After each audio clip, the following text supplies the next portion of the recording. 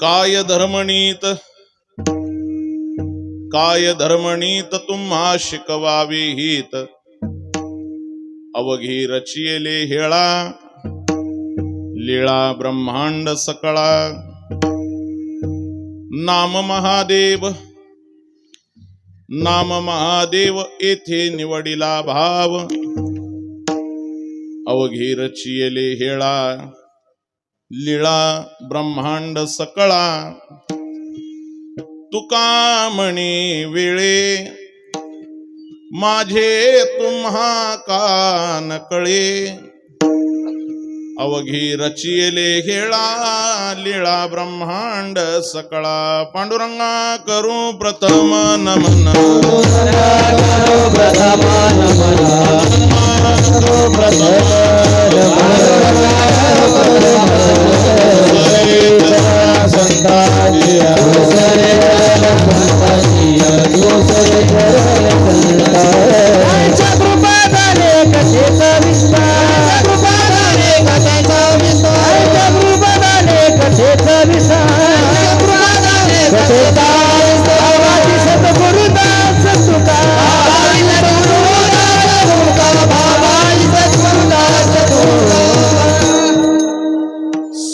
कौस्तुभालंकृतं कंठदेशे श्रियाजुष्टकेयूरकं श्रीनिवासं शिवं शान्तमीड्यं वरं लोकपालं परब्रह्मलिंगं भजे पांडुरंगम् अलंकापुरी रम्य सिंहासनस्थं पदाम्भोजतेजस्फुरद्दिक् प्रदेशं विरीन्द्रादिदेवैः सदा स्तूयमानं समाधिस्थमूर्तिं भजे ज्ञानदेवम् अधिष्ठान जेथे प्रतिष्ठान देखा तिथे जन्मला श्री गुणातीत एका जयाचे नामे तुटे जन्म व्यथा नमस्कार माझा सद्गुरु श्री एकनाथा ओम ब्रह्मानंदं परमसुखदं केवलं ज्ञानमूर्तिं द्वंद्वातीतं गगन सदृशं तत्त्वमस्यादिलक्ष्यम् एकं नित्यं विमलमचलं सर्वधी साक्षीभूतं भावातीतं त्रिगुणरहितं सद्गुरुं तन्नमामि काय धर्मणीत तुम्हा शिकवावी हित अवघी रचियले हेळा लीळा ब्रह्मांड सकळा अखिल गुणनिधान सच्चिदानंद घन करुणावरुणालय भक्तवत्सल भगवान श्री पांडुरंगाच्या चरणी साष्टांग प्रणिपात करून स्थानाधिष्ठित पूजनीय गुरुवर्य बाबांच्या चरणी आणि दद्नेश्वर भगवंताच्या चरणी विनम्र भावी अभिवादन करून प्रस्तुत कीर्तन रूपी सेवेकरता घेतलेला अभंग श्रीमंत श्री जगद्गुरु तुकोबारायांचा आणि महाराज या अभंगामधून भगवान महादेवांची करुणा भागतात. विठ्ठल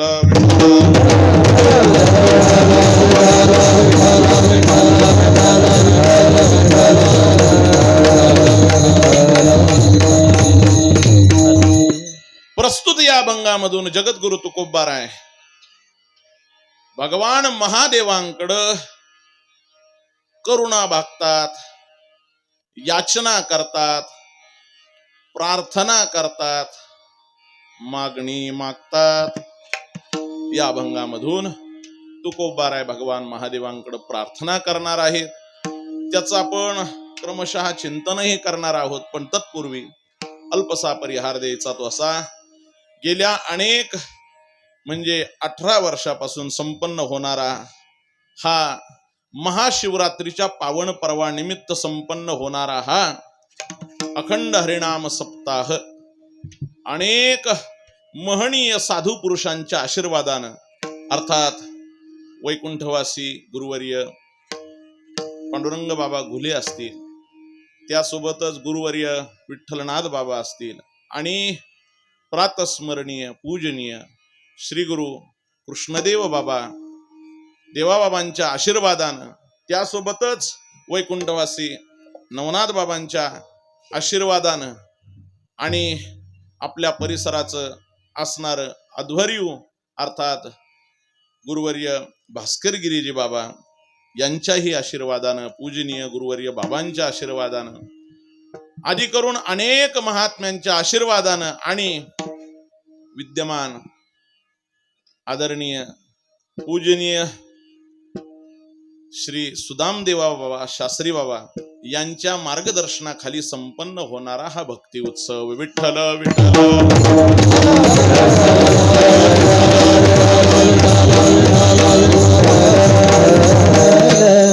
अनेक साधू संतांच्या आशीर्वादानं तसेच मार्गदर्शनाखाली संपन्न होणारा हा भक्ती उत्सव आणि या भक्ती उत्सवामध्ये परिसरातून आलेले सगळे वारकरी, वैष्णव, भाविक, गुणीजन, गुणवंत आणि तसेच बाबांचा असणारा हा सगळा भक्त परिवार, की जो भक्त परिवार या ठिकाणी अगदी मनमोकळ्या स्वरूपामध्ये बाबांच्या असणाऱ्या अंगणामध्ये येऊन विसावतो, तो कशा करता तर शिवरात्रीच्या उत्सवा करता विठ्ठल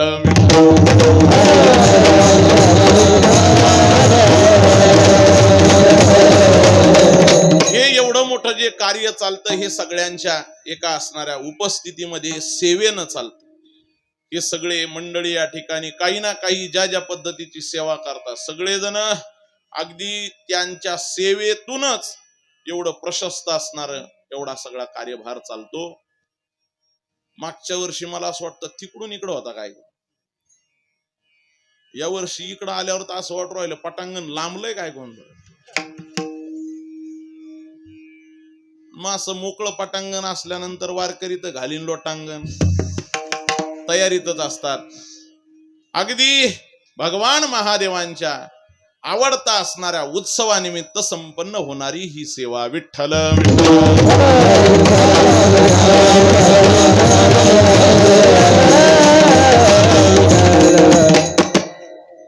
बऱ्याच दिवसाचं ओझ माझ्या डोक्यावरती होतं, ते ओझ उतराय करता मी खास आज आलो. कोणतं ओझ होतं बऱ्याच जणांना कल्पना आहे. कोणतं? मागच्या वर्षी पंढरपूरच्या जागेकरता मीच शब्द दिला होता की म्हणलं बाबा असणाऱ्या त्या पंढरपूरच्या जागेकरता रजिस्ट्री पर्यंत माझा निधी येऊन जाईल बा. आणि त्याच पद्धतीनं मागच्या वर्षी बोलले, या वर्षी तो असणारा सगळा कार्यकाळ पूर्ण होतोय आणि पंढरपूरची जागा आपल्या मठाची निश्चित होते म्हणल्यानंतर मग आम्ही सुद्धा काही माग नाही राहिलो. कारण एक तर शब्द देऊ नये, तो शब्द पूर्ण करावा आणि तोही बाबांना दिलाय म्हणून थोडस धैर्यपूर्वक उशीर झाला माझ्याकडूनच, पण ही सेवा बाबांनी स्वीकारावी अशी मी बाबांना विनंती करतो. या लगेच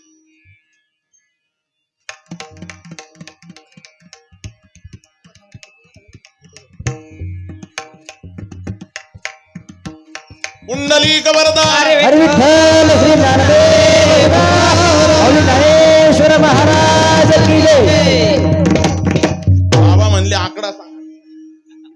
आता मी तसा आकडा सांगू नये बरं का, पण आता काय करता, आकडा 11च होता म्हणून काय जास्त काय सांगावं. विठ्ठल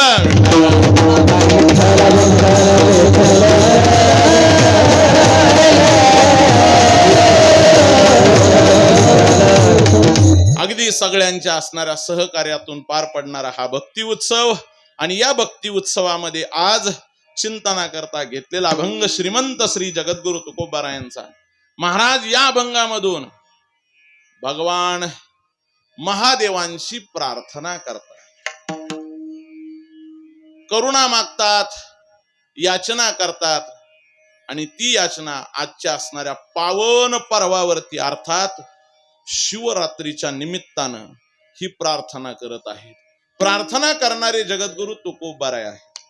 प्रार्थना कोणाची करतात तो? भगवान महादेवांची. भले तुम्ही त्यांना दज्ञेश्वर भगवंताच्या समोरच आज तुकोबाराय प्रार्थना करतायत असं समजा. भगवान महादेवांची ही प्रार्थना करत असतानाच म्हटले आज का केली हो? आता आज शिवरात्र आहे. शिवरात्र म्हणजे काय असते? काही नाही, घरातल्या सगळ्यांना उपवास असतो सकाळपासून. दम धरून उपवास केला जातो, दम धरून फराळाचं आणल्या जातं, ती एक शिवरात्र. अशी एका शिवरात्र नाही. शिवरात्रीचं फार महात्म्य आहे. ते महात्म्य ऐकता ऐकता ऐकता आम्ही इथपर्यंत आलो बा. काय शिवरात्र गोड आहे, काय शिवरात्र गोड आहे. नामदेव महाराज गाथेमध्ये स्वतंत्र शिवरात्र प्रकरणामध्ये शिवरात्रीचं कौतुक करतात. नुसतं तिथंच नाही तर शिवमहापुराणामध्ये कोटी रुद्र संहितेमध्ये या असणाऱ्या सगळ्या शिवरात्रीचं महात्म्य गायलं जातं. शिवरात्र ही 3 अंगाने परिपूर्ण होते. त्यामध्ये सगळ्यात पहिलं भगवंताचं नाम, भगवान महादेवांचं नाव. त्या नावामध्ये बऱ्याच जणांना संभ्रम आहे, नेमकं काय म्हणावं, त्याला हर म्हणावं का शिवाय म्हणावं का नम शिवाय म्हणावं का ओम नम शिवाय म्हणावं. शिव महापुराणामध्ये सगळ्यांकरता श्लोक आलेला आहे. श्री शिवाय नमस्तुभ्यं मुखम व्याहरते सदा. श्री शिवाय नमस्तुभ्यम असा शब्द हा भगवान महादेवांना फार आवडणार आहे. अर्थात भगवंताचं नाम, त्यासोबत उपवास. उपवासाचं स्वतंत्र प्रकरण आलेलं आहे. उपवासाकरता स्वतंत्र श्लोक खर्ची केले. काय काय आहेत? उपवास सांगितला सगळ्यात पहिले निराहार राहणं. नाही निराहारात दम निघत तर जल पिऊन राहावं. नाही जलात दम निघत तर फळं खावेत. आणि फळातही नाही दम निघला तर थोडं त्यासोबत दूध घ्या, कंद घ्या. अर्थात फळासारखेच असणारे इतर. मग आता एवढे सगळे झाल्यानंतर तिथं श्लोक खाली नाहीच. मी पुढं वाचून पाहिलं, म्हणलं एखादा तरी श्लोक असा असन की बा थालपीठ व्हावं. काही आता आजकाल नवीन निघालेले काहीतरी सापडन, तसा पुढचा काही श्लोक नाही. मग फराळाचं, आपला फराळाचा कणका काहीतरी वेगळाच, तो त्याच्यात नाहीच. आपलं जे आहे ना, किती क्विंटलचं माप आहे काय माहिती आज, 2. आणि आपला हा जो कार्यक्रम आहे हा काही शिव महापुराणात नाही बा. विठ्ठल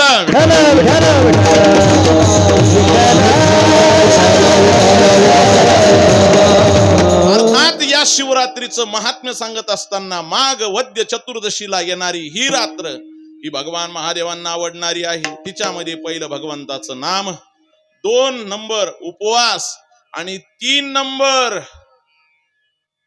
भगवंताच्या नामाचा उच्चार करत गदारोळ करणं. करूयाची कथा नामाचा उच्चार. करूयाची कथा नामाचा उच्चार. करूयाची कथा नामाचा उच्चार. करूयाची कथा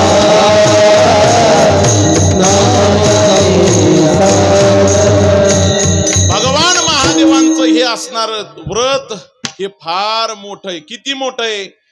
एक शिवरात्र ज्याला घडेल, अर्थात त्या रात्री संपूर्ण जागरण, नामस्मरण, व्रताचरण आणि भगवंताचं चिंतन, जप आदी करून संकीर्तन हे केल्यानंतर रात्रभरात पूजन झालं रे झालं की अर्थात हे व्रत पूर्ण होतं. नसतं पूर्ण नाही होत तर वर्षभरातल्या असणाऱ्या एकादशीचं व्रत फल हे एकाच दिवशी प्राप्त करून देण्याची ताकद शिवरात्रीत आहे.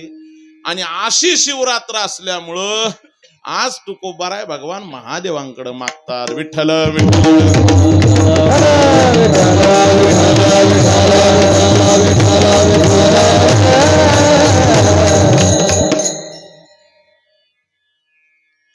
तुकोबाराय भगवान महादेवांकडे मागतात म्हणल्यानंतर स्वाभाविक आम्हाला एक विचार असा समोर येतो का हो, तुकोबाराय भगवान महादेवांकडे मागतात, भगवान महादेवांकडे याचना करतात, तुकोबाराय हो, तेच तुकोबार आहे. कोणते? जे जीवनामध्ये कुठलंही व्रत करत नाहीत. व्रत करत नाही म्हणजे पंढरपूरच्या वारीशिवाय दुसरं ते व्रत करत नाही. त्याच्याही पुढं पांडुरंगाच्या भक्तीशिवाय जीवनामध्ये दुसरं कुठलंही व्रताचरण ते करत नाही. तुकोबाराय वेळोवेळी सांगतात की आम्हाला आमच्या जीवनामध्ये आम्ही अट्टाहासाने काय करत असू तर पांडुरंगाची भक्ती करतो. पंढरीची वारी करतो. पंढरीची वारी आहे माझे घरी आणि करी तीर्थव्रत. हे शब्द समजतेत ना सगळ्यांना? सध्या मला असं वाटतं यावर्षी गाथा पारायण आहे. तुकोबाराय सांगतात आणि करी तीर्थव्रत. अर्थात मी दुसऱ्या तीर्थव्रताचा विचार करत नाही. पण महाराज अहो असं जरी असलं तरी स्वाभाविक हे शरीर म्हणल्यानंतर शरीराची इच्छा राहते. कधी नाही तर फाट्यावरून जर दुसरा देव भेटत असला त्या देवाचं दर्शन करू, दुसऱ्या देवाची पूजन करून पाहू. तुकोबाराय सांगतात दुसऱ्या देवाचा विचार तर जाऊ द्या, पण आम्ही आमच्या शरीरातील असणाऱ्या सगळ्या इंद्रियांना सांगितलं काय करायचं? फक्त पांडुरंगाचंच भजन करायचं. पांडुरंगाचं नाव घ्यायचं. पांडुरंगाचं नाव घेणारी जी आहे जीभ, त्या जिभेला सांगितलं ऐक बाई ऐक. ती ऐक म्हणल्यानंतर ती अशी स्थिर झाली. कोण? जीभ. जी सहसा अशी स्थिर होत नाही. ती स्थिर झाली का बाकीचे म्हणतात आवरा आता. ती स्थिर होत नाही कधीच. ती अशी कायम हलत राहते. तिने सुद्धा तुकोबारायांचे शब्द ऐकले. तुकोबाराय म्हणतात घे घे माझे वाट गोड नाम विठोबाचे, गोड नाम विठोबाचे, गोड नाम विठोबाचे. घे माझे वाटे गोड नाम विठोबाचे, गोड नाम विठोबाचे, गोड नाम विठोबाई. घे माझे वाटे गोड नाम विठोबाचे, गोड नाम विठोबाचे, गोड नाम विठोबाचे. घे माझे वाटे गोड नाम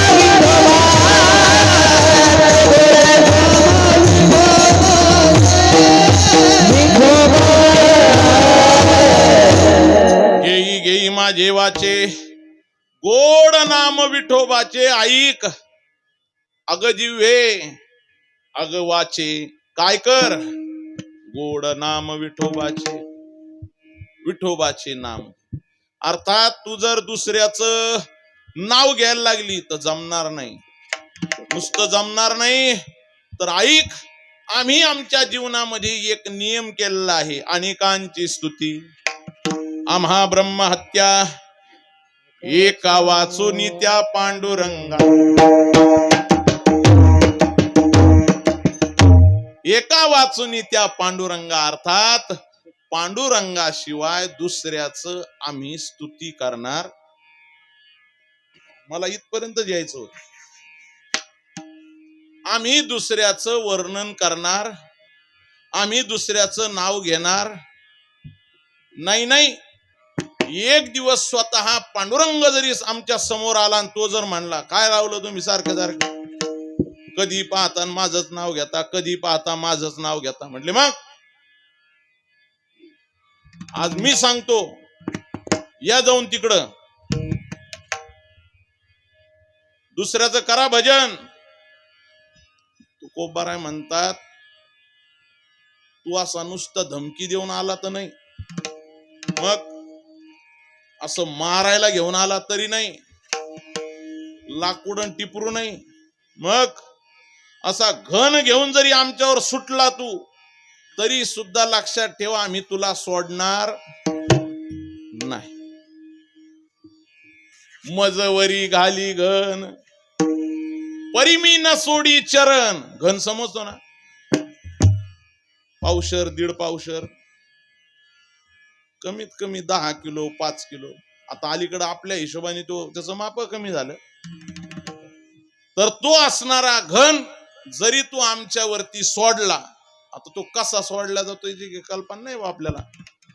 काही मंडळीला माहिती असेल तो कसा सोडला जातो, नेमका असा टाकला जातो का असा फिरून. जरी तू आमच्यावरती घातला तरी मी तुझी भक्ती तुझं नाव घेणं सोडणार नाही. म्हणजे तू जरी आडवा आला तरी मी तुझ्याशिवाय दुसऱ्याचं नाव घेणार नाही. एक धरिला चिती एक धरिला चिती एक धरिला चिती धरिला चिती आम्ही रखुमाईचा पती आम्ही रखुमाईचा पती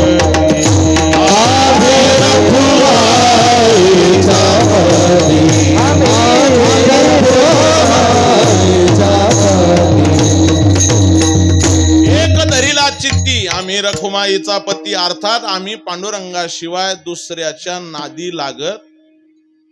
मग एवढं सगळं असताना महाराज आज नेमकं तुम्ही तुमच्या तोंडातून सांगतात आणि कीर्तनकारही त्याच पद्धतीनं वर्णन करत आहे की तुकोबाराय आज भगवान महादेवांकडं. आणि आमच्या ऐकिवात नाही बा तो अभंगाऱ्याचा का हाय ऐकिवात. तुम्ही आज मात्र महादेवांकडे वळले, नेमकं काय कारण आहे? काय असतं, ठराविक माणसं ठराविक एका असणाऱ्या वर्गाचेच निष्ठावान असतात, एखाद्या असणाऱ्या विषयाचे एखाद्या असणाऱ्या विचारधारेचे काय असतात, निष्ठावान असतात. आणि ते जर तिकडचं सोडून जर हळू दुसरीकडे दिसले ना तर लोकही विचारते का हो ते इकडं कस काय, काय धोरण आहे नेमकं. जो मुख्य आहे त्याची ताकद संपली का काही वारं बदललं काय, असं कोणीही म्हणतं. काय कारण आहे? सामान्य माणसं सगळेजण प्रश्न विचारतात. तसंच महाराज अहो तुम्ही नेमकं पांडुरंगाचं सोडून इकडं यायला लागले, तिकडचं काही बदल झाला काय? आमच्या महादेवांची ताकद वाढली काय? अहो नाही, त्याच्याही पुढं नेमकं आजचा काही सध्या वार तिथी शिवरात्रीचा काळ आहे म्हणून वेळ काळ पाहून तुम्ही काही विचार बदल केला काय? विठ्ठल विठ्ठल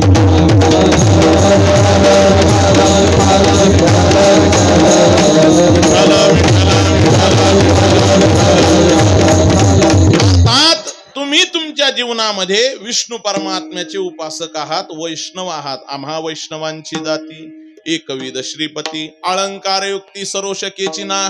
आम्ही एकविध आहोत कोणाविषयी? भगवान विष्णू परमात्म्याविषयी. मग असं असताना आज महादेवांकडं तुकोबाराय सांगतात अरे आम्ही आणिक म्हणलो, त्या आणिकामध्ये येत नाहीत. कोण? आणिकांची स्तुती आम्हा ब्रह्म हत्या, त्याच्यामध्ये हे आणिक येत नाहीत. काय येत नाहीत? कारण आमचं असणारं आराध्य आणि महादेव हे वेगवेगळे नाहीत, तर हे एक आहे. हरिहर नाही भेद नाही नका करू वाद नाही नका करू वाद नाही नका करू वाद नाही नका करू वाद नाही नका करू वाद नाही नका करू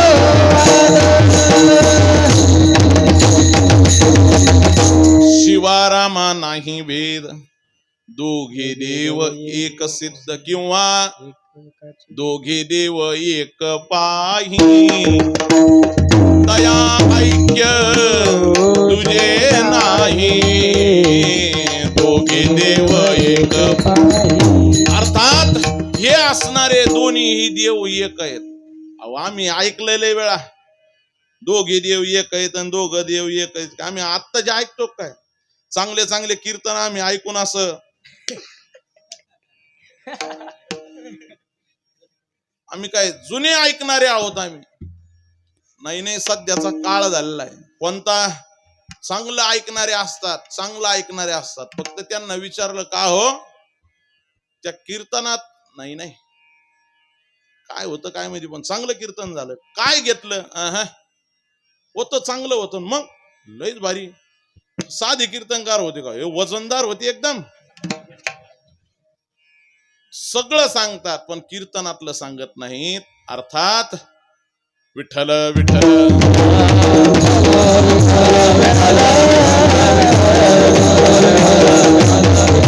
अहो आम्हाला माहिती आहेत दोघं देव एक आहेत, पण कसे एक आहेत? ऐका, दोघे देव एक आहेत. कसे आहेत? गावातला असणारा एक रामचंद्र नावाचा माणूस चांगला अभ्यास केला आणि नोकरीला लागला. नोकरीला लागल्याबरोबर ऑफिसला जायला लागला.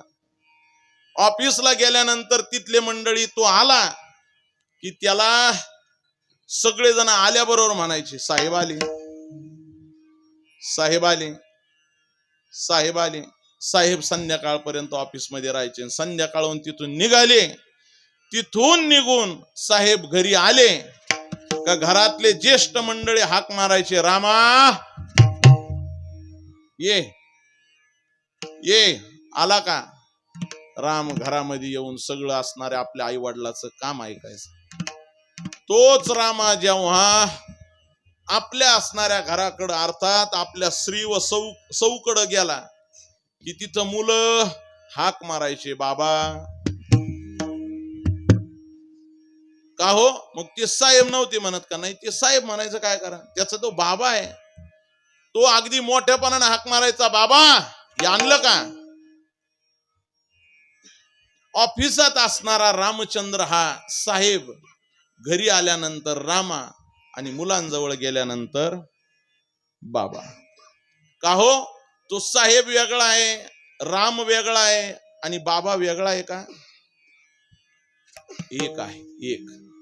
हे जसे एक आहेत तसेच जेव्हा सृष्टीची उत्पत्ती करायची तेव्हा हेच ब्रह्मदेव रूपाने प्राप्त होतं. जेव्हा सृष्टीचा पालन पोषण करायचं तेव्हा हेच ब्रह्म विष्णू रूपाने अवताराला येतं. आणि जेव्हा या सृष्टीचा नाश करायचा तेव्हा ते रुद्र रूपाने अर्थात शंकर रूपाने, शंकरोती ती शंकरा, शंकर रूपाने नटत. म्हणून तर ते एकच आहे, एकच. आणि मग हे घेतलेलं सोंग आहे, सोंग. दरियली सोंगे अवघी येणे पांडुरंगे, याने सगळे हे सोंग धरलेले आहेत. म्हणून भजन करताना, चिंतन करत असताना एक पक्क ध्यान ठेवलं पाहिजे. सोमवार महादेवाचा आणि मंगळवारही त्याचाच, बुधवारही त्याचाच आणि गुरुवारही त्याचा. विठ्ठल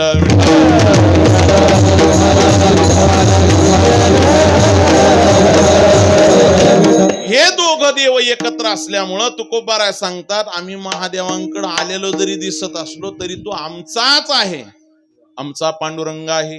आणि त्या पांडुरंगाकडे नाही आमचे महादेव आहेत. आणि त्या असणाऱ्या महादेवांकडे तुकोबाराय प्रार्थना करतात, मागणी मागतात, पदर पसरतात, याचना करतात. पण ती मागणी आज थोडीशी अशी वेगळ्या स्वरूपाची. मागणी मागत असताना कधी कधी मागणी ही वेगवेगळ्या पद्धतीने मागितल्या जाते. कशी मागितल्या जाते हो? आता तुम्हाला सगळ्याला याचा अनुभव. कधी कधी मागणी मागत असताना हात जोडून, विनंती करून, प्रार्थना करून मागणी मागितली. कधी कधी द्यायचं असलं तर दे, नसल तर राहू दे. पण कधी कधी जर मागणी करायची असली तर ती मागणी करत असताना थोडस कसं दम देऊन सांगितलं जायचं. देणार आहे का तू? देणार आहे का? नसला त्याला तर पाहाय बरं. तुला जर वाटत असलं देईन मी, काही देणार नाही. कोण म्हणतं देत नाही? विठ्ठल विठ्ठल.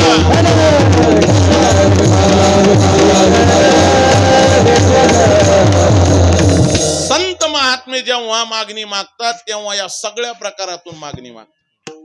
कधी कधी देवाकडे मागणी मागत असताना ते म्हणतात, हेची देवा पै मागत, हेची देवा पै मागत, हेची देवा पै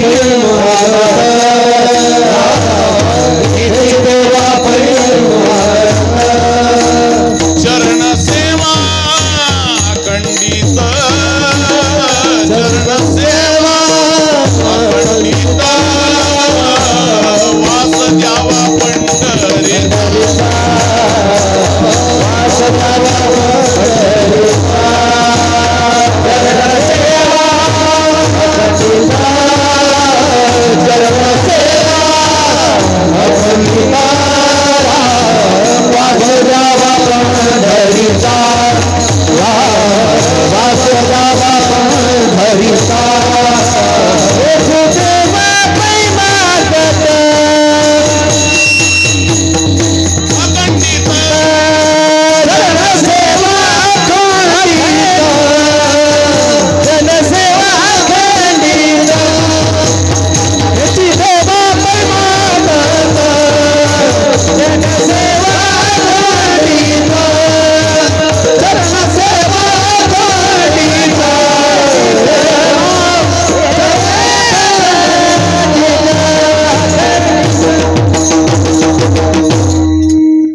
अर्ध्यात सोडल्यामुळं अर्धे चरण उरायले. कस काय उरायले ते समजत आता आम्हाला काय ते.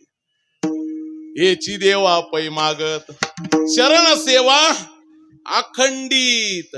देवा माझी प्रार्थना आहे, माझी याचना आहे, देवा तू हे दे, हे दे, असं जेव्हा मागतात तेव्हा प्रार्थना परमाय. कधी कधी मागत असताना असं मागतात, देवा द्यायचं असेल तर दे बर का, द्यायचं असेल तर दे, मागणी ते एक तुझं प्रती आहे, देशी तरी पाहे पांडुरंगा, पहा तुला द्यायचं असलं तर दे.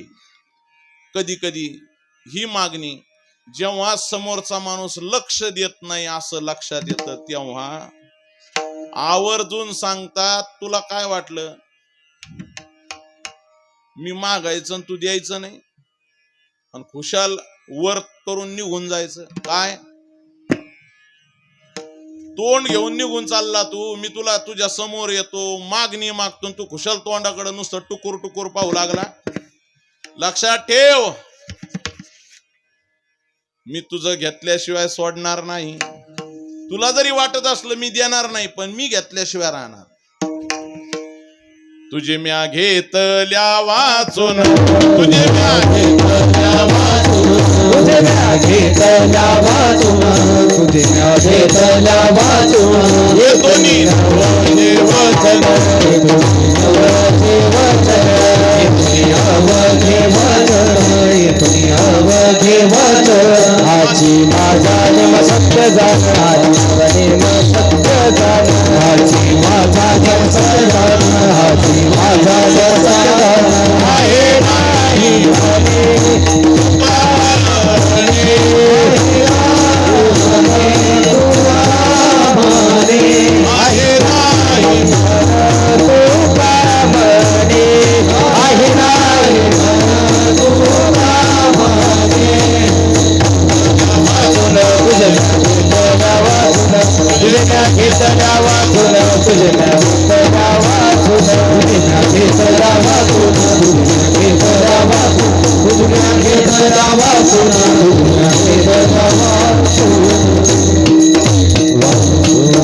तुझे म्या घेतल्या वाचून, येथोनी नवजे वचन, हाची माझा नेम सत्य जाण, आहे नाही म्हण. तुका म्हणे तू आहे म्हण नाही तर नाही म्हण, पण मी इथून घेतल्याशिवाय जाणार नाही. अशा अनेक पद्धतीनं संत महात्मे मागतात. पण आज मात्र तुकोबाराय देवाकडे अर्थात भगवान महादेवाकडे जी प्रार्थना करतायत, तर ती प्रार्थना, ती मागणी एकदा वेगळ्याच स्वरूपाची. तुकोबारायांनी मागणी मागितली, प्रार्थना ही केली, पण कशी केली माहितीये का? आमच्या गुरुवर्य बाबांचा शब्द आहे. कोणता? काय असतं? वस्तारा लावायच्या अगोदर नाही मारल्या जात का? काय? पाणी पाणी. वस्तारा जर टेकवायचा असला तर तो वस्तारा टेकून काढायचा असलं तर त्याच्या अगोदर काय केलं जातं? पाणी मारलं जातं, पाणी. तसं तुकोबाराय आज देवाकडं मागणी मागत असताना ती मागणी मागण्यापूर्वी त्या असणाऱ्या भगवान महादेवांना थोडस पाणी लावतात. अर्थात त्या देवाची प्रार्थना करत आहेत. ती प्रार्थना नेमकी कोणत्या पद्धतीची? अभंगाच्या प्रथम काय धर्मानेता काय धर्मानेता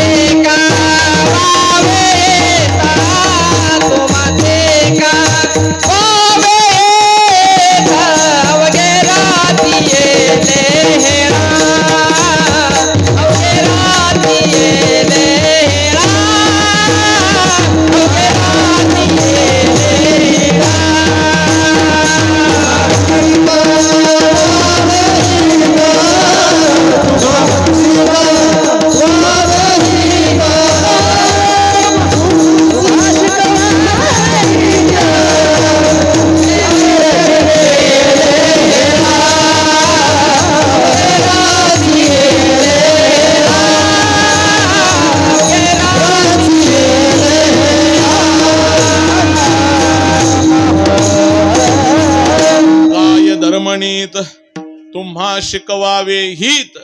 अहो महादेवा भगवंता, काय धर्मणीत तुम्हा शिकवावे हित. अहो देवा, तुम्हाला काही धर्म नीती हित काही शिकवावं लागेल काय? अर्थात तुम्ही हे सगळं जाणणारे आहात. तुकोबाराय या चरणाच्या माध्यमातून भगवान महादेवांना आपलं असणार एक वैभव आठवण करून देतात. देवा, अहो तुम्हाला काही शिकवा लागेल काय? आता तुम्ही सगळे जाणते आहात, सगळे जाणकार आहात. कोणाला कुठं कधी कशा पद्धतीनं पुष्ट करायचं, नाही नाही प्रसन्न करायचं, हे तुम्ही सगळं जाणता. विठ्ठल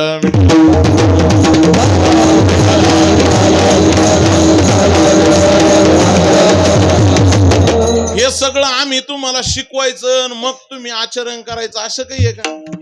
नाही, अगदी सहज तुम्हाला नुसतं सांगायचा उशीर आहे, तुमच्या पुढे यायचा उशीर आहे. आल्याबरोबर तुम्ही काही कमी आहे काय? तुम्ही हुशार आहात, तुम्ही सगळे जाणकार आहात. तुमच्या समोर आलं कोणी जर काही इच्छा व्यक्त केली का ती असणारी इच्छा तुम्ही पूर्ण करता. नुसती पूर्ण करत नाहीत तर त्याच्या इच्छेच्या बाबतीत त्याच्या कल्याणाचा विचार तुम्ही करता. म्हणून तुम्हाला तसं सांगायची गरजच नाही.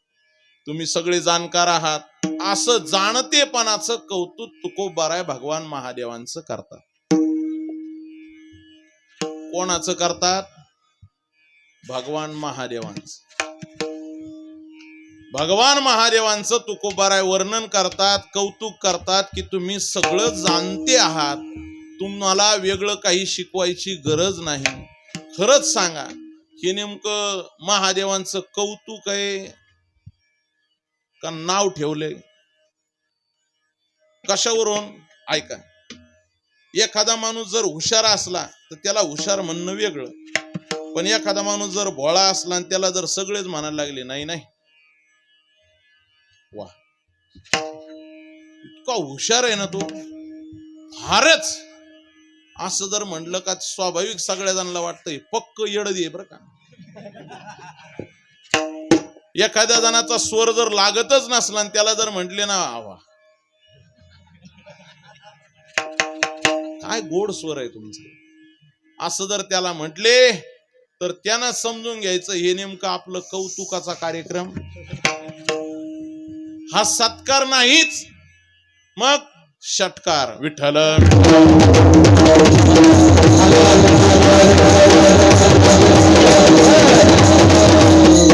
अहो तुकोबर आज भगवान महादेवांकडे आले, शिवरात्री सारखा दिवस आहे, महादेवांचं कौतुकही करताना तुम्ही असं काय म्हणता? मी नाही म्हणत, ते चरण वाचल्यावरती लक्षात येतं.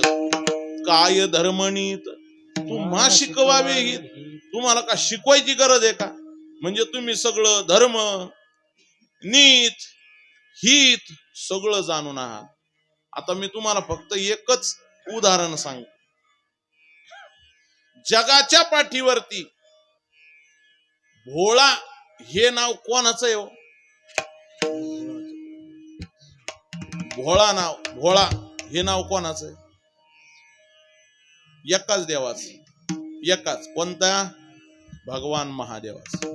नुसतं त्यांचंच आहे असं नाही, ते त्यांचंच आहे. दुसऱ्या कोणत्याच देवाला भोळं मानल्या जात. भोलेनाथ भगवान की असं म्हणल्याबरोबर तुम्ही जय केला. आता हे भोलेनाथ कोण आहे? का गावाचा कोणी म्हसोबा आहे? कोणत्याच म्हसोबाचं नाव भोलेनाथ आजपर्यंत नाही. सगळे म्हसोबा चांगले हुशार आहेत, त्यांना माहितीये कोणता माल घ्यायचा आणि मग याचा कार्यक्रम करायचा. एवढं सगळं असताना अहो त्या देवाचं कौतुक करत असताना तुकोबारा म्हणतात ते जे शेंद्राचे नेंद्राचे आहेत ना, ते किती हुशार आहेत. आपुले इच्छे आणि का पिढी काय ते देईल बराडी, कळो ही आली तयाची जोडी, अल्परोकडी बुद्धी आजिरा. ती एवढे हुशार असते, त्यांना माहिती की नेमकं याला काय दुखणं दिलं ते आपल्याकडे येत. म्हणजे त्या देव एवढे हुशार आहेत. आणि मग आमचे महादेवाचं नाव भोळा, शिव भोळा चक्रवर्ती, त्याचं नाव भोळा. मग एवढा जर भोळापणा त्या देवाचा आहे तर तुकोबाराय नेमकं म्हणतात काय की काय धर्मणी तुम्हा शिकवावे ही. नेमकं हे खरंच कौतुक आहे का? विठ्ठला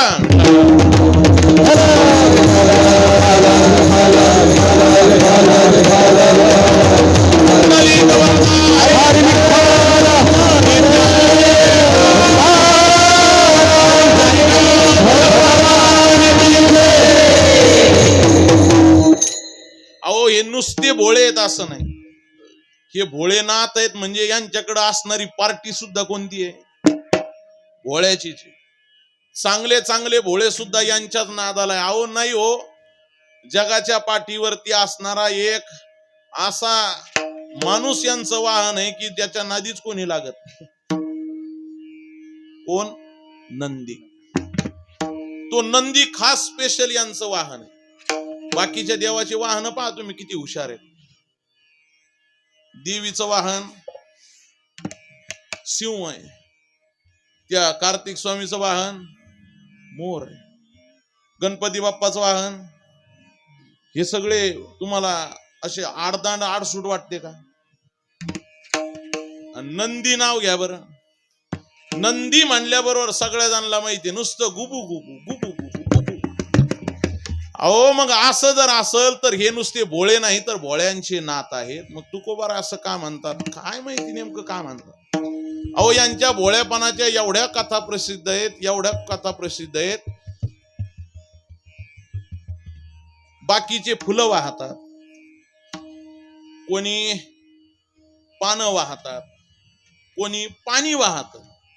एवढं जरी वाहत असलं तर एका पठ्ठ्याने त्यांच्या अंगावरच जाऊन उभा राहिला. काय निमित्तानं?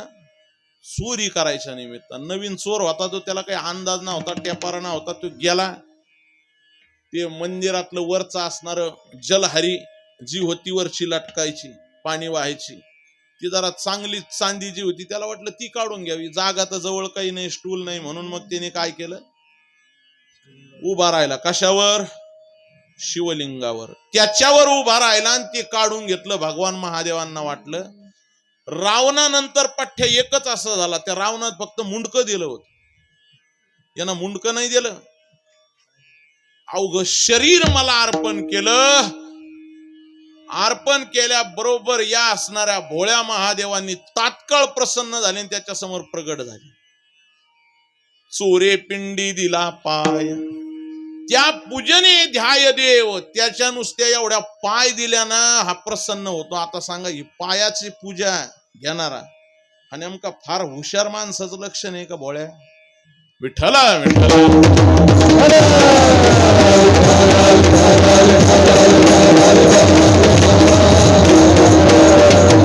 त्याच्याही पुढं सांगतो. तुकोबाराय म्हणतात की तुमचं धर्म नीत ही फार तुम्ही जाणकार आहात. काय नीतीचे जाणते?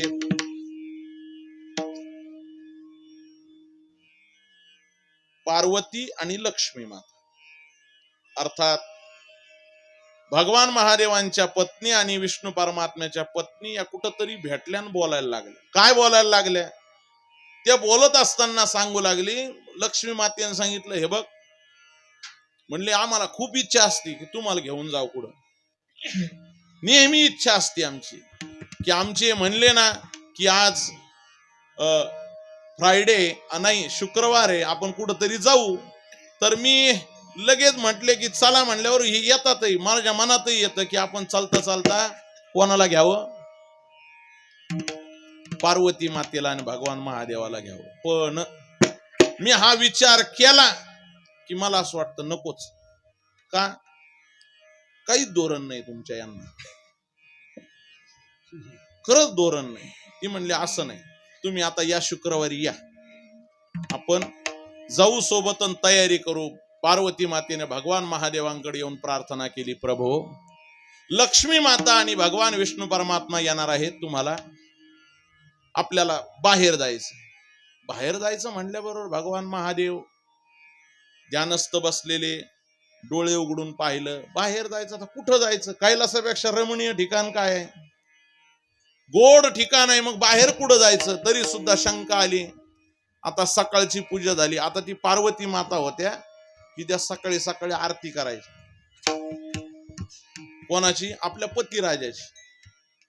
पंचारती करून ती आरती करायची. आता तोच काय तो काळ असेल बा, आताचा काळ वेगळा आहे आता. तर त्या असणाऱ्या पार्वती मातेनं पूजन केलं, पण हे नंदीला खुणावलं. तू जर लक्ष घाल. नंदीनं सांगितलं मी आहे, काळजी करायचं कारण नाही. नंदी महाराजांनी लगेच भगवान महादेवांना सांगितलं, आज बाहेर जायचं ना, आज तयार व्हायचं. तुम्ही एरवी कायम असेच बसलेले असता. कसे? दिगंबर अवस्थेमध्ये बसलेले असतात, अंगावर काही कपडे नाही, काही नाही. आज बाहेर जायचं म्हणल्यावर तिने आजूबाजूला पाहिलं, सुंदर एक व्याघ्रांबर सापडलं. व्याघ्रांबर म्हणजे वाघाचं कातड. ते वाघाचं कातड आणलं. आता ते कातड आणल्यानंतर तुम्हाला माहिती, ते कातड कडक राहत. तसं बळत सोपिलं. भगवान महादेव असे उभे, जटा मोकळ्या, उघडे बम. ते कातड आणून असं गुंडाळायचा प्रयत्न केला. ते कातड काही गाठ बसेना, बळच दाबून धरलं, तेव्हा ते नरम झालं. म्हणले याला गाठ मारण्याकरता आजूबाजूला पाहिलं, दगडाखाली काहीतरी होतं शेपूट. जसं वळलं तसं बरंच लांबलंच पिल्लू बाहेर आलं. कशाचं? पिल्लू घेतलं, गाठ मारली, असं दाबून वाढल्याबरोबर त्याची गाठ बसली. तसा बाहेर काढला, तसा तुरा लागला जसा. नंतर या जटा होत्या त्या गुंडाळल्या. वरच्या बाजूला एक काहीतरी असावं म्हणून पुन्हा एक गजचर्म सुंदर असणारे एक हत्तीचं कातड तेही सापडलं. तेही गुंडाळलं. कडक असल्यामुळं राहीना. पुन्हा 2-3 सापाचे पिल्ल घेतले आणि त्या गाठी मारल्या. ती अशी गोड दिसायला लागली महाराज. त्या जटा अशा गुंडाळल्या सगळ्या. आणि गोल असणारी ती जटेचा मुकुट, अर्थात जवळपास तो 1.5-2 फुटाचा मुकुट तयार झाला. आणि अगदी सुंदर असणारे भगवान महादेव. आता उरलं सुरलं राहिलं चिता भस्म, जे नवीन ताजं आणलेलं होतं, वासना होता त्याचा, भस्म होत, गोड लावलं, सगळ्या अंगाला लावलं, मग गोड दिसायला लागली. हाती त्रिशूळ, नेत्री ज्वाळा. भगवान महादेव सगळे तयार झाले. नंदी महाराजांनी पार्वती मातेला खुणवलं, रेडी, काहीच हरकत नाही. पार्वती माता वाट बघू लागल्या. प्रभू पुन्हा एकदा ध्यानस्थ बसले. सगळेजण तयार झाले. तेवढ्यात भगवान विष्णू परमात्मा आले. पिवळा पितांबर गगनी झळकला गरुडावर बैसोनी माझा कैवारी आला. भगवान विष्णू परमात्म्याची जशी स्वारी आली. आता ती कसं मोठे माणसं असले का त्याच्या मागं पुढं सगळेजण सन सन सन पळणारे असतात. काही जणांनी वर्दी दिली, वैकुंठ आलंय वैकुंठ आलंय. आल्याबरोबर भगवान महादेव सुद्धा उठून उभे राहिले. आता ते उठून उभे राहिले पण ती येणारं जे होतं ते वरून खाली येणार होते. गरुडावर बसून आल्याबरोबर त्या गरुडाने जसं जसं जवळ आला तसे तसे हे जे पिल्ल डोक्यावरचे अंगावरचे यांनी असं टक लावून पाहिलं. अरे म्हणले हा गरुड आहे. अरे म्हणले हा गरुड दुपारची पंगत आणि संध्याकाळची नाही नाश्त्यावरी घेईन. हा ज्याला जितका वेळ भेटन तितक्या वेळात धपाधप त्यांनी उड्या घेतल्या आणि बाजूला निघून गेले. ते गज चर्मन व्याघ्रांबरण ते सगळं पांगून गेलं. आणि हात वर करून भगवान महादेव वाट पाहतात. विष्णू परमात्मा तिकडून उडी मारली खाली जवळ यायला लागले. त्या लक्ष्मी मातेनं तिकडच्या तिकडं तोंडावर पदर घेतला. याच्यामुळं मी कैलासाला पाय ठेवीत नाही. याचं कारण हे या बाबाला नीती नाही आणि सोय नाही. विठ्ठल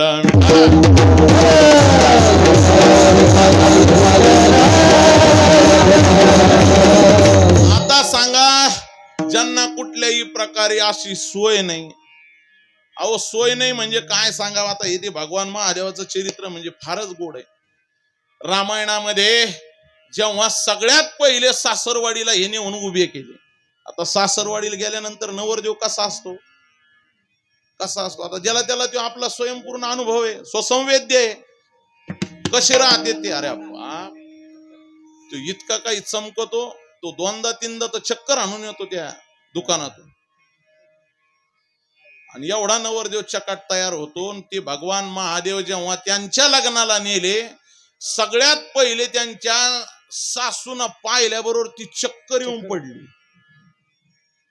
आता ज्यांना स्वतःच्या लग्नाचं धोरण नाही, सोय नाही, नीत नाही, अशा असणाऱ्या भगवान महादेवांना कसं तुकोबाराय म्हणतात. काय धर्म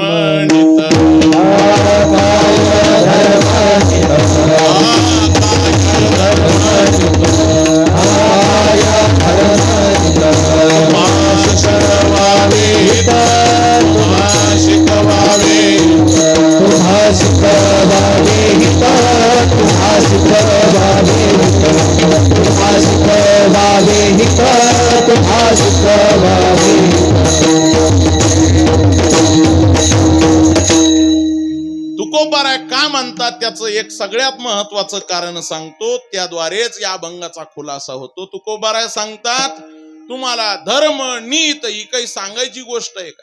नाही. तुमच्या समोर एखादा याचक येऊन उभा राहिला की त्याचं कल्याण कसं करायचं हे तुम्हाला माहिती. अर्थात या वरकरणी असणाऱ्या संसारात तुमचं जरी स्वरूप विचित्र असलं, अमंगल असलं तरी सुद्धा तुम्ही मंगल करण्याच्या बाबतीत अगदी योग्य आहात. अमांगल्यम शीलम तव भवतु नामैव मखिलम तथापि स्मरतॄणाम वरद परमं मंगलमसी. अर्थात भगवान महादेवांचं स्वरूप जरी अमंगळ असलं, दिसायला जरी कसे नसे असले, किती कसे नसे. आता एवढे जण सगळेजण आज शिवरात्रीचं धोरण ठेवून आलेत का काही वेगळ्या कामाला आले. समजा इथलं कीर्तन झालं रस्त्यानं चालले समजा आणि भगवान महादेव जर तुमच्या समोर प्रगट झाले, खरंच सांगा तुम्ही पुढच्या वर्षी इकडे येतां का सप्त्यात.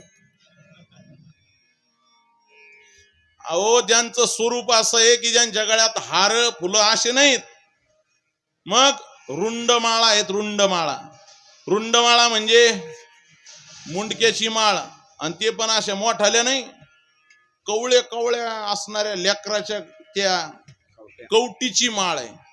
आणि ती कवटीची माळ असणाऱ्या गळ्यात बाबाला तुम्ही जर समोरासमोर पाहिलं, होऊ नाही बरं का खरं तुमचं असं. विठ्ठल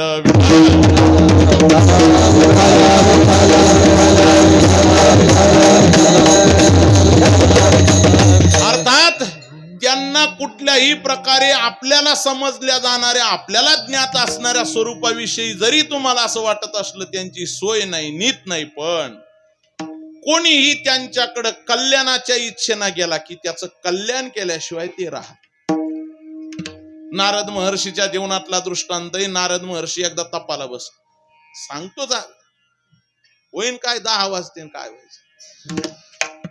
भगवान महादेवांच्या असणाऱ्या आशीर्वादानं नारद महर्षी तपाला बसले. किती तपाला बसले, आता नवीन माळ घातलेली तपाला बसले. इतकी काही सुंदर तप केलं महाराज, इतके वर्ष तप केलं. ते तप पाहून इंद्राला कस तरी वाटलं. ते इंद्र म्हणला कशा करता तप करीत असं ना, जरी माळकरी असले तर काय सांगू, उद्या तिकीट मागितलं तर. हेतू वेगळा आहे. लगेच आपल्या अप्सरेंना सांगितलं तप मोडा. कोणाचं? महादेव, आपल्या नारदांचं तप मोडायचं सांगितलं. त्या अप्सरा आल्या आणि त्यांनी खूप प्रयत्न केले. इतके प्रयत्न केले, शेवटी तो मदन आला, अर्थात कामदेव आला. त्याने सुद्धा तप भंग करण्याचा प्रयत्न केला, पण तरी तप भंग झालं नाही. त्याला माहिती होतं या असं नाही मग मिटणार.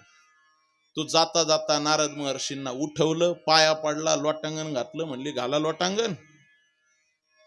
आणि नारद महर्षीला म्हटले अहो ऋषी, आम्ही तुमचं तप भंग करायला आलो, पण आम्ही हरलो. तुम्ही खरंच तेजपुंज आहात, तुमच्यासारखं कोण आहे हो? नारद महर्षी म्हणले अर्थात आपलं तप भारीच आहे, आपण सामान्य नाही. म्हणून मी या जीवनामध्ये खरंच कामावरती विजय मिळवला, काम जिंकला, असा आविर्भावामध्ये नारद महर्षींनी तपाचा कार्यक्रम संपन्न केला. पुंडलिक निघाले. नारद महर्षी तिथून निघाले आणि भगवान महादेवांकडे गेले. ती म्हणजे पहिली बातमी कोणाला द्यायची? महादेवांच्या जवळ गेले. त्यांना सांगितलं मी कामावरती विजय जिंकला, काम विजय केला, आणि म्हणून तू मला सांगायला आलो. भगवान महादेवांनी सांगितलं तू मला सांग, फक्त एक कर, तू काही करण विष्णू परमात्म्याकडे काही जाऊ नको. आता हे नवीनच लय अवघड राहतं. ते त्यांना सांगूनही समजत नाही नेमकं हे का सांगते ते. भगवान महादेवाने सांगितलं तू मला सांगितलं, पण तू चुकून हुकून तिकडे जाऊ नको. तिकडे जर गेला तर ते नुसतं वरून नाही ऑपरेशन करीत, असं हात घालून उपसून काढते. नारद महर्षींच्या लक्षात आलं नाही. ते म्हणले का म्हणले असतील बरे, अर्थात यांना माझं सहन होत नाही. आणि त्यांनी विष्णू परमात्म्याला सांगितलं. विष्णू परमात्म्याकडे गेल्यानंतर झालं असं, विष्णू परमात्म्यांनी सगळं ओळखलं, कार्यक्रम वेळ स्थळ निश्चित केला आणि एका नगरीमध्ये जाऊन नारद महर्षीला त्या नगरीतल्या असणाऱ्या कन्येची भेट घालून दिली. नारद महर्षीला वाटलं किती दिवस फिरता असं, हे गाव ते गाव ते गाव ते गाव, घ्या कुठं तरी भाकर पाण्याची सोय होईन. त्या राजाने सांगितलं मला असा जावई पाहिजे की जो सात्विक असावा, परमार्थिक असावा. नारद महर्षी म्हणले मीच आहे, दुसरा नाही, मीच आहे, तो मीच. पर्याय काय करावं म्हणून विष्णू परमात्म्याकडे अगोदर सांगायला गेले. परत गेले आणि म्हटले प्रभू मला असं काही रूप द्या की जेणेकरून मी स्वयंवरात विजयी होईल. प्रभू म्हणले मला हेच पाहिजे. तुमचंच रूप देता का? म्हणले मग देतो. कोणतं? हरी. ठीक आहे. आशीर्वाद दिला ना, हरी रूप दिला. हरी या शब्दाचा एक अर्थ आहे वानर. वानराचं रूप दिलं. नारद महर्षी गेले. तिथं गेल्यानंतर त्यांनी पाहिलं हे आतापर्यंत तर बरे होते, आता हे मेकअप असा कसा झाला. नारद महर्षीचं पुन्हा एकदा अपमान झाला आणि अपमान झाल्यानंतर रागाच्या भरात त्यांनी प्रभू विष्णू परमात्म्याला शाप दिला की मला वानर केलं का, याच वानराच्या पाया पडावं लागल, यांना शरण जावं लागल. आधी करून शाप दिले. सगळं शांत झाल्यानंतर मग डोक्यात ट्यूब पेटली. याच्यामुळं भगवान महादेवांनी सांगितलं होतं तिकडं जाऊ नको. का? माझ्या जीवनाचं हित करणारे कोण आहेत? भगवान महादेव आहेत. हाच अर्थ जाणून तुकोबाराय म्हणतात काय धर्मणीत तुम्हा शिकवावे ही विठ्ठल.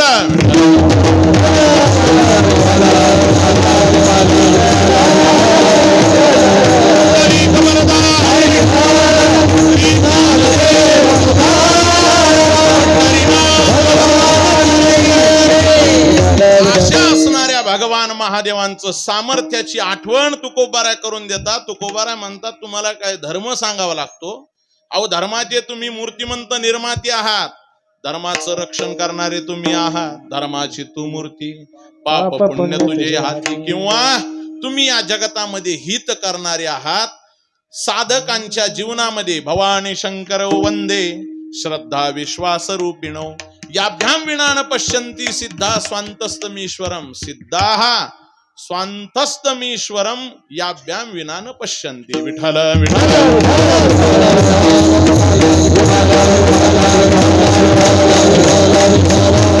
अहो पण तुम्ही ज्यांच्याकडं मागत आहात, ज्यांच्याकडं तुम्ही याचना करत आहात, ते देऊ शकतात का? तुकोबारा म्हणतात देऊ शकतात का? अरे काय द्यायचंय? कारण या सगळ्या ब्रह्मांडाची रचना करणारे तेच आहेत. अवघे रचियेले हेळा, अवघे रचियेले हेळा, अवघे रचियेले हेळा, अवघे रचियेले हेळा, हेळा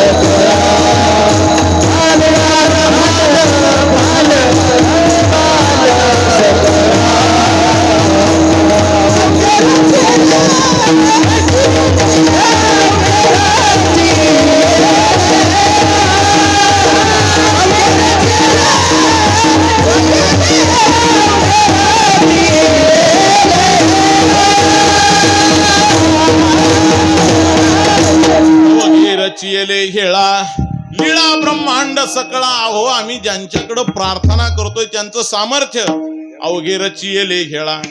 लीळा ब्रह्मांड सकळा, ज्यांनी हेळा मात्रात अर्थात काही क्षणार्धामध्ये या सगळ्या ब्रह्मांडाची सृष्टी, हा ब्रह्मांड ज्यांच्याद्वारा निर्मित झालेला आहे.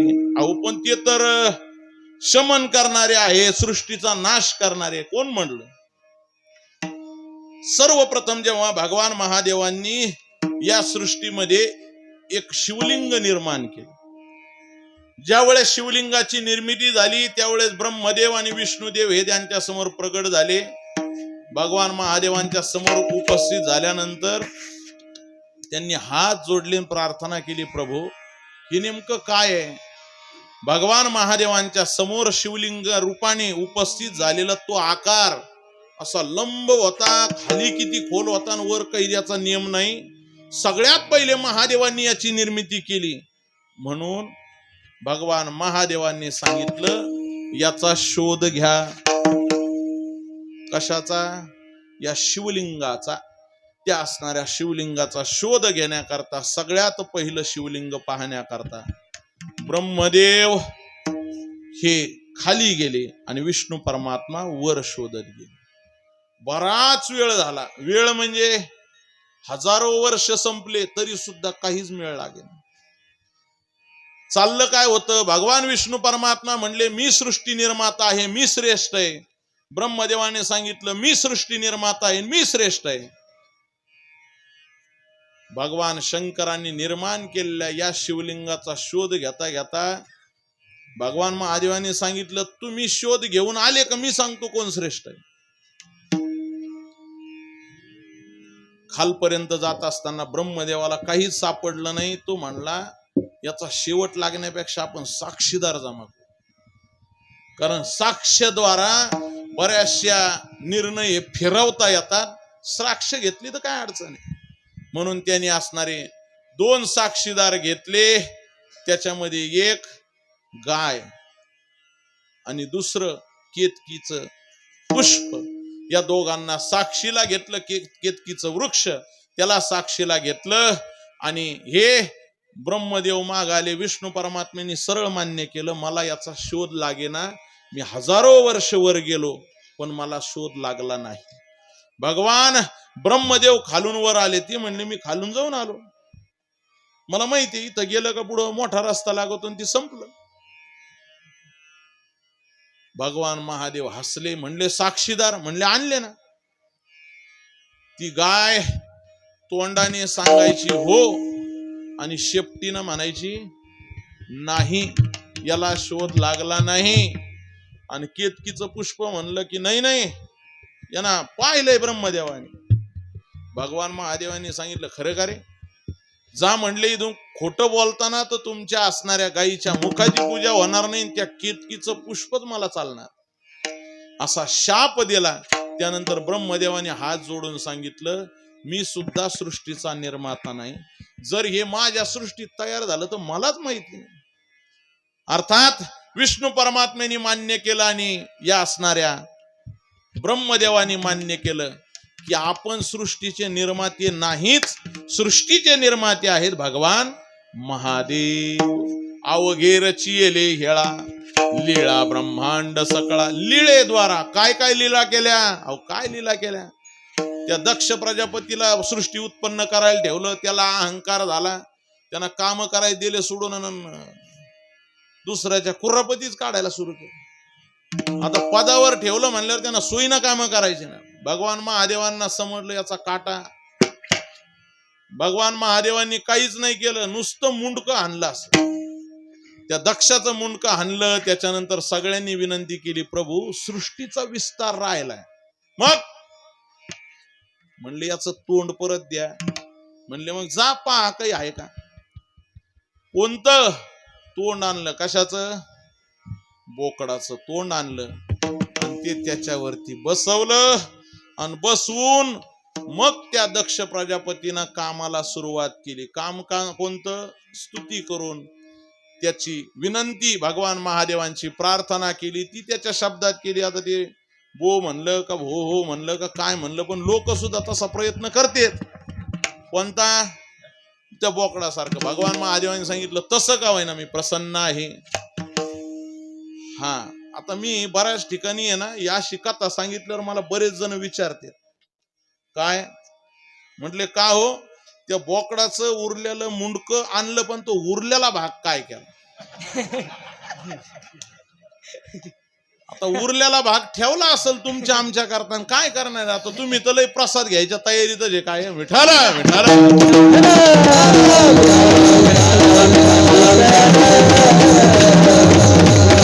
अहो ज्या महादेवांचं सामर्थ्य दक्ष प्रजापतीला स्थानापन्न करून त्यांनी सृष्टी विस्ताराचं कार्य त्याच्याद्वारा करून घेतलं. कारण अवघे रचिले हेळा लीळा ब्रह्मांड सकळा. आणि त्यांचं विशेषत्व काय, तर त्यांचं विशेष आहे अभंगाच्या 3ऱ्या नाम महादेव नाम महादेव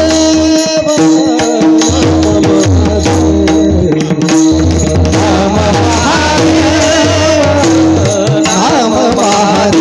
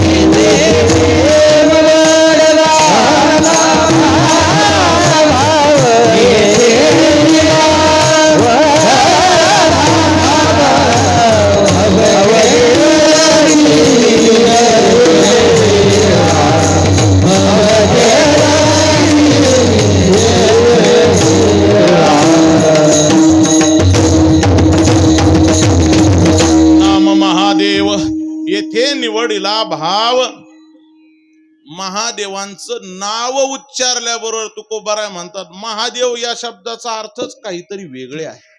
येथे निवडीला भाव अर्थात एरवी सगळे देव आहेत. बळिया माझा पंढरीराव जो हा देवांचाही तो देव देवेश्वर असल नाहीतर देवेश्वर असल, पण भगवान महादेव एकटे महादेव आहे. दुसरे कोणी महदेव नाही. यांचा मोठेपणा काय आहे तर ऐका. भगवान महादेवांचं विशेषत्व आहे की जे प्रवृत्ती मार्गाचे सुद्धा उपास्य दैवत आहेत आणि निवृत्ती मार्गाचे सुद्धा उपास्य दैवत. म्हणजे काय? म्हणजे असं तुम्हाला संसारामध्ये जरी प्रवेश करायचा असला तरी सुद्धा तुम्ही मारुतीरायाला नारळ फोडायला जाता. का जाता म्हणजे अहो ते प्रवृत्ती मार्गाची अधिष्ठात्री देवता भगवान महादेव आहे.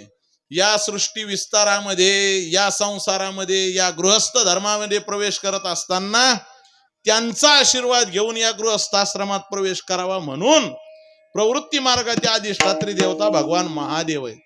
आता तुम्ही नाही महादेवाकडे जात तर कुठं जाता? मारुतीरायाकडे. त्याचं हे कारण आहे. आणि निवृत्ती मार्गाची अधिष्ठात्री देवता आहे कारण या सगळ्या असणाऱ्या सृष्टीला जो निजबोधाचं वाटप जे गुरु परंपरेद्वारा प्राप्त झालं ते भगवान महादेवापासून. आदिनाथ गुरु सकळ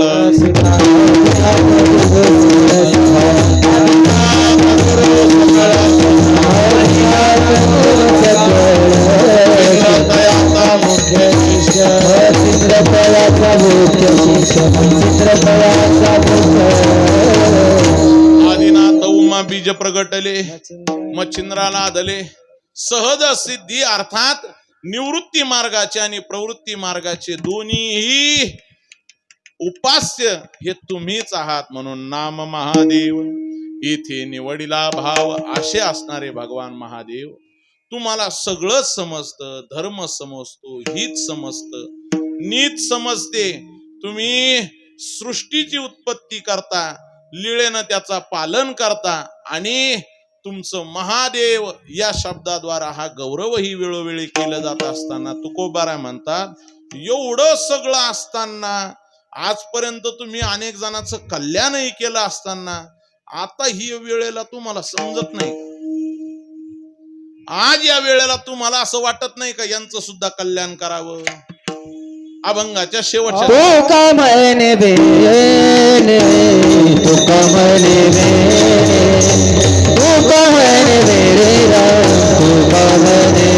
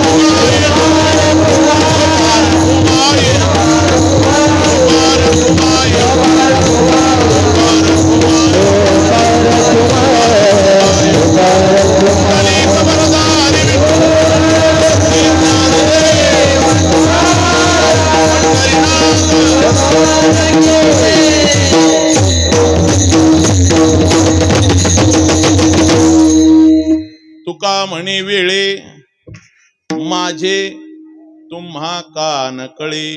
अहो एवढं सगळं तुमचं वैभव असताना आजपर्यंत मी माझ्या जीवनामध्ये हित स्वरूपाचं असणार कल्याणाला प्राप्त झालो नाही.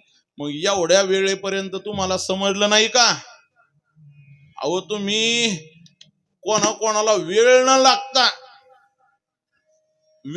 लागता त्याचं काम करून दिलं, त्रास न होता काम करून दिलं, आणि मग तुम्हाला माझ्या बाबतीत दया काय आहे ना?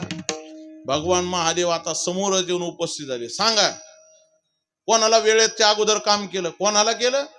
अहो तो नाही का एका अरण्यामध्ये एका तळ्याच्या काठी एक भिल्ल तुमच्या करता सहज त्यांनी सेवा केली. काय केलं? काही नाही केलं.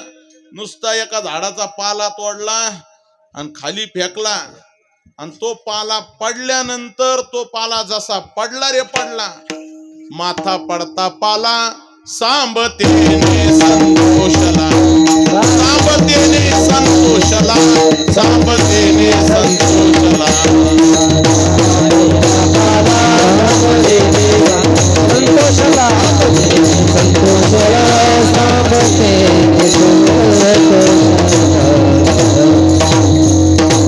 माथा पडता पाला सांबतेने संतोषला. अहो पण कोणता पाला कोणावर पडला आणि कुठं संतोष झाला, हा ते सांगावं लागेल.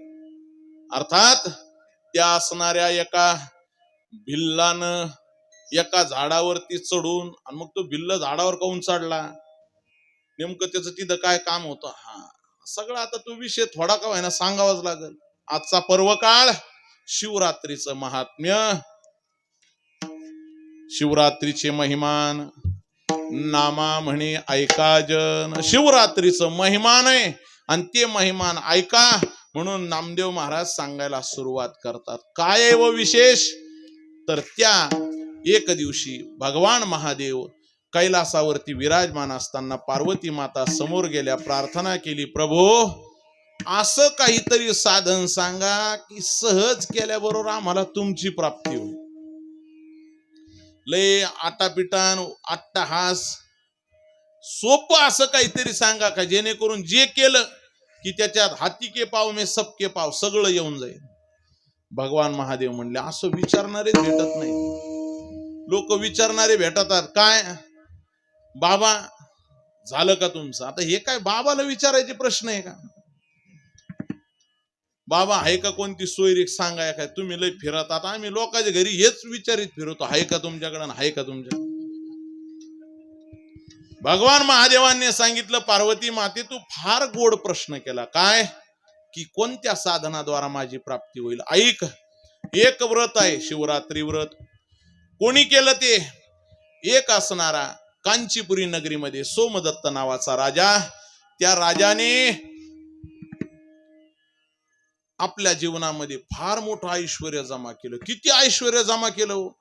इतकं ऐश्वर्य जमा केलं, 500 बायका होत्या त्याला. किती? 500. बऱ्याच मी तर म्हणतोय तरुण मंडळीला ऐकल्यावर खरंच प्रश्न पडत असेल, खरंच असते का एवढं? अहो सध्याच्या काळातली परिस्थिती काय आहे? तुम्ही सांगता 500 होत्या. आता होत्या ना भाऊ, विठाला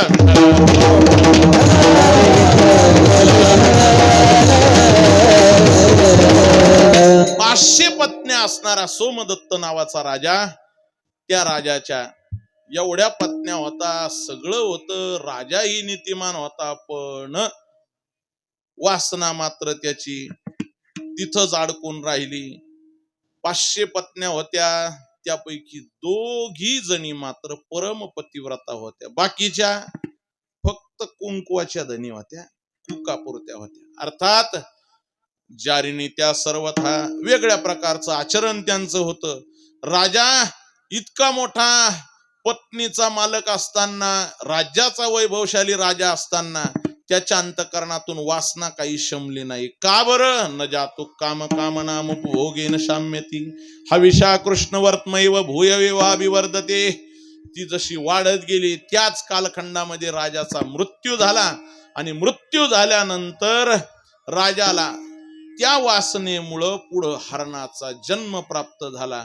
आणि ज्या दोघी पतिव्रता होत्या त्यांना सुद्धा 2 हरणीचा जन्म प्राप्त झाला. त्या 2 हरणी हा राजा हरण आदी करून हे 3 जण अरण्यात राहायचे. अरण्यामध्ये राहत असताना तिथंच एक पुनर्जन्म प्राप्त झाल्यानंतर तिथं सुद्धा एक पुनर्जन्माचा एक व्यक्ती आला. त्याचं नाव इंद्राच्या दरबारामध्ये भूतसेन नावाचा एक चाकर. तो तिथं सेवेत चुकला. आता सेवेत काय चूक होती? काहीही होऊ शकत. तत्पर नव्हता, सावध नव्हता, सेवेत चूक झाली. इंद्राने शाप दिला, तू सावध राहत नाही, जा म्हटले तुला सावधच, कायम सावध आणि सावज हेरण्याकरता कायम सावध राहावं लागेल. अशा जन्माला मी घालतो. त्याला भिल्लाच्या जन्माला घातला, अर्थात चंड भिल्ल नावाचा तो भूतसेन नावाचा चाकर झाला. विठ्ठल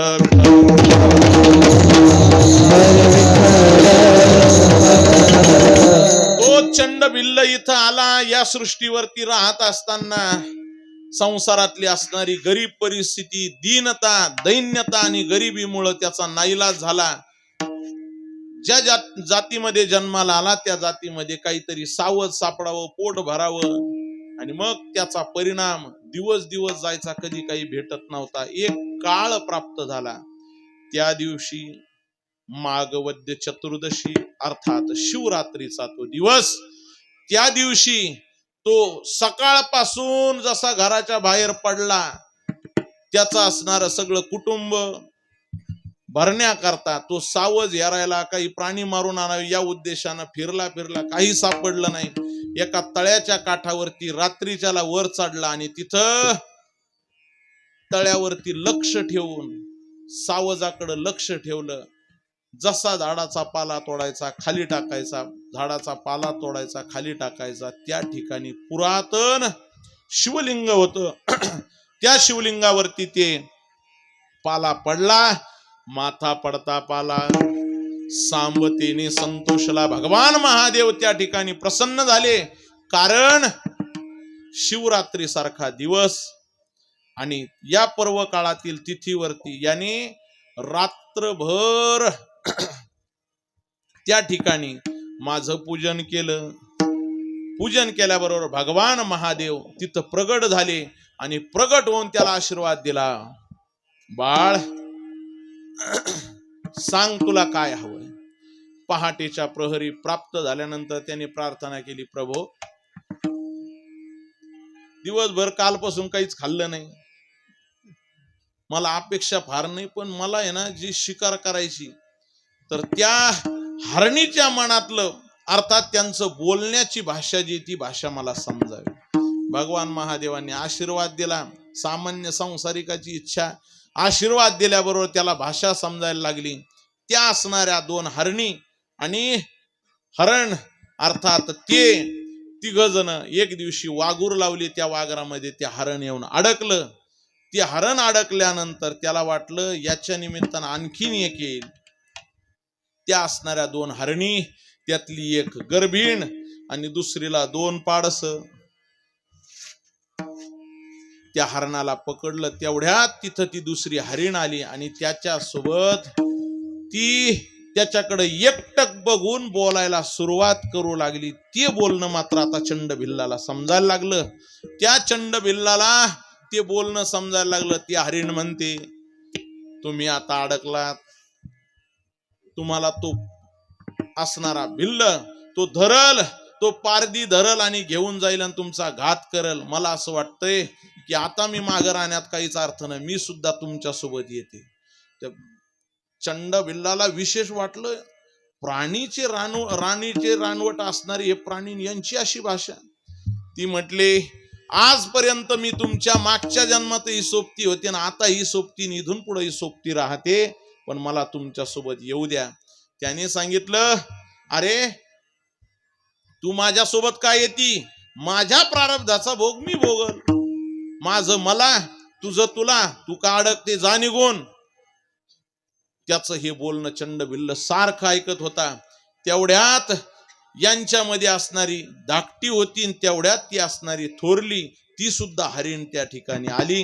तिने सुद्धा संवाद केला, अगं तुझे 2 पाडस आहेत, तू जा माग, मी याच्यासोबत जाते. अर्थात सत्यत्वाची प्राप्ती मला माझ्या जीवनात होईल. एवढं सुंदर बोलणं ऐकत असताना चंडभिल्ल स्तब्ध होऊन बघू लागला. तिने समजावून सांगितलं, अहो मी तुमच्या सोबत येते, हिला माग जाऊ द्या, ते 2 पाडस आहे. लहानीनं धाकटीनं सांगितलं, अगं माझे जरी 2 पाडस असले पण तुम्ही गर्भीण आहात आणि अशा वेळेस तुम्ही सुद्धा इथं थांबू नका, तुम्ही माग जा, कारण तुमच्या सोबत ते पाडस जे मृत होईल त्याचं पातक तुम्हाला लागल. हा सगळा संवाद ऐकत असताना तिथं ती धाकटी जाऊन त्या पिल्लांना दूध पाजून येत असताना ते पिल्ल सुद्धा सोबत आले. त्यांना समजावून सांगितलं, ते सुद्धा राहिले नाही. ते पाडस सुद्धा म्हटले, आमचा बाप चालला, आमची आई चालली, मग आम्हाला संसारात काय करायचं. हे सगळं बोलणं ऐकल्यानंतर चंडभिल्ल खाली उतरला. अर्थात ज्या सावजा करता तो बाजूला उभा होता तिथून खाली आला आणि बघू लागला तर राणीचे असणारे हे हरण सगळेजण एकत्रित झाले आणि त्याची प्रार्थना करू लागले, हे बघ तुला पोट भरायचंय, आज रोजी तू आमच्या असणाऱ्या या हरणाला धरून घेऊन जाण्यापेक्षा आमच्या सगळ्याचा स्वीकार कर, आम्हालाही घेऊन चल. तो सगळ्यात पहिले त्या सगळ्यांना नमस्कार घातला आणि त्या चंडभिल्लानं त्या हरणीची माफी मागितली. म्हणले, तुम्ही थोर आहात की तुम्ही माझ्या करता या तुमच्या असणाऱ्या सगळ्या कुटुंबाचा जीव मला देताय, तुम्ही थोर आहात. तो असणारी उपासना त्यांच्याकडून घडली. तिथंच असणारे कैलासाचे गण हे प्राप्त झाले. दुसऱ्या करता देह खर्चाला एवढ्याच उपकारावरती त्यांना कैलासाला घेऊन गेले आणि त्या असणाऱ्या कैलासाच्या गणांनी हे चंडभिल्लाला सांगितलं, तू जे मागच्या शिवरात्रीला व्रत केलं होतं तेच व्रत पुन्हा येणाऱ्या शिवरात्रीला कर, की ज्याद्वारा पुन्हा तुला कैलासाची प्राप्ती होईल. असा असणारा सगळा शिवरात्र महात्म्याचा कथाप्रसंग ऐकल्याबरोबर त्या चंडभिल्लाने पुन्हा एकदा शिवरात्रीचं व्रत केलं आणि कैलासाची प्राप्ती केली. अशा त्या चंडभिल्लाला सहजगत्या तुम्ही दया केली म्हणून तुकोबाराय म्हणतात, प्रभो अहो तुका म्हणे वेळे तुम्हा माझे कान कळे. जर तुम्हाला वेळ देऊन त्या चंडभिल्लाचं उद्धार करण्याचं सुचतं तर माझं का नाही, म्हणून तुम्ही माझा सुद्धा उद्धार करा, कारण तुम्ही नाम महादेव येथे निवडिला भाव. हीच प्रार्थना जगद्गुरु तुकोबाराय आज या महाशिवरात्रीच्या निमित्तानं भगवान महादेवांच्या चरणी करतायत. आपण सुद्धा याच महादेवांच्या चरणी प्रार्थना करूया जी तुकोबारायांनी प्रार्थना केली. काय धर्मणीत तुम्हा शिकवावे हित, अवघे रचिले हेळा, लीळा ब्रह्मांड सकळा झालेली सेवा भगवान दज्ञेश्वराच्या आणि श्री गुरु कृष्णदेव बाबांच्या चरणी समर्पित करून या ठिकाणी थांबतो. बोलावया पुरे माझी वाचा काही, तुका म्हणे पायी ठाव द्यावा. ज्या संत महात्म्यांनी आपल्यावरती कृपा करून या साधन मार्गाला लावलं त्या संत महात्म्याचं 1-2 वेळ भजन करून सेवा पूर्ण करू. भानुदास एकनाथ, भानुदास एकनाथ, भानुदास एकनाथ, भानुदास एकनाथ, भानुदास एकनाथ, भानुदास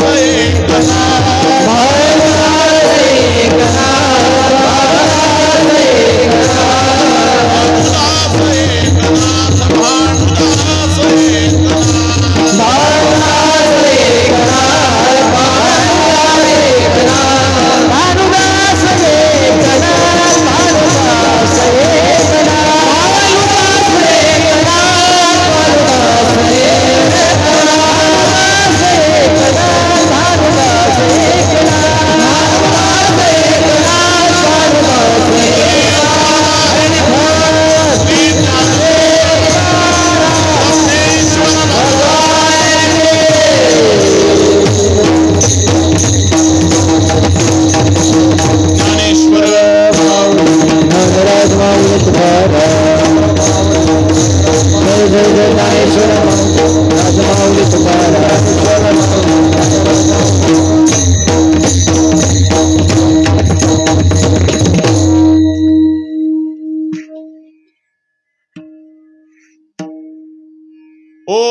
नमः शिवाय, ओम नमः शिवाय. बोला सगळे. ओम नमः शिवाय, ओम नमः शिवाय.